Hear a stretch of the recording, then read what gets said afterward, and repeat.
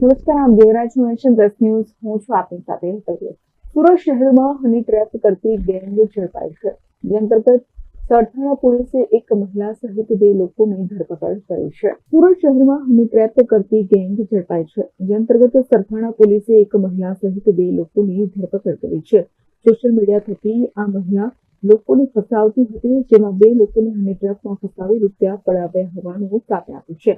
માલવિક ભુવા અને માસ્ટરમાઇન્ડ શીતલ શાહની પોલીસે ધરપકડ કરી છે. આ ગેંગમાં અનેક લોકો સામેલ પણ છે. આ ગેંગ દ્વારા અનેક લોકોને પોતાના શિકાર બનાવ્યા હોવાનું બહાર આવી શકે છે.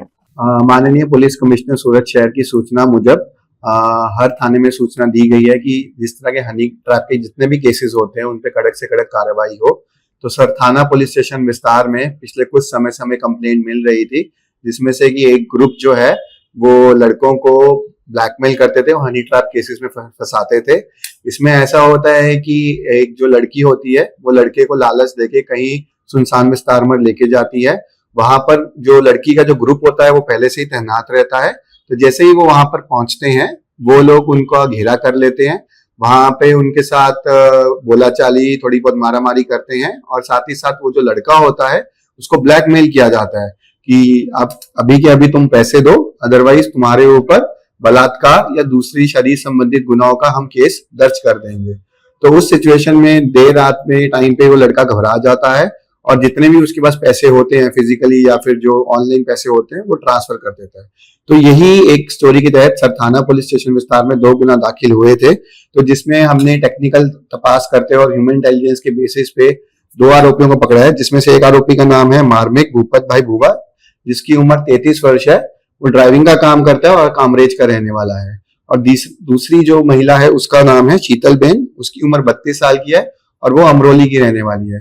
तो दोनों केसेस में हमने जो सेक्शन दाखिल किए हैं वो एक्सटॉर्शन, किडनैपिंग, शरीर संबंधित गुना और जो हर्ट है उनके किया है। इन दोनों केसेस में जो विक्टिम था, जो लड़का था, एक केस में उसने 17,000 का आसपास ट्रांसफर किए थे और एक में 12,500।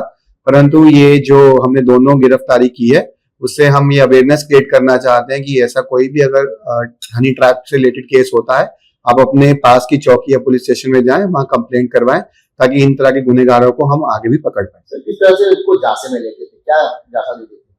झांसा यही रहता था कि लड़की लालच देती थी, उसको बोलती थी कि हम घूमने चलते हैं बाहर, तो वो जिस विस्तार में बोलती थी वहां थोड़ा सुनसान इलाके में लेकर जाती थी। वहां पर जैसे हमने ऑलरेडी बताया कि उनकी जो टीम होती थी लड़की की, वो पहले से ही वहां आसपास के विस्तार में कहीं छुपी होती थी और जैसे ही वो उस विस्तार में पहुंचते हैं, वो जो उनका जो बाकी का जो ग्रुप होता है 3-4 लड़कों का, वो उनको घेरा कर लेता है और उस सिचुएशन को जो विक्टिम होता है वो समझ नहीं पाता है और उस प्रेशर में आके जो उसके बाद जितने भी पैसे होते हैं वो ब्लैकमेल के चक्कर में उनको ट्रांसफर कर देता है। सर, संपर्क कैसे करते थे ये लड़के को?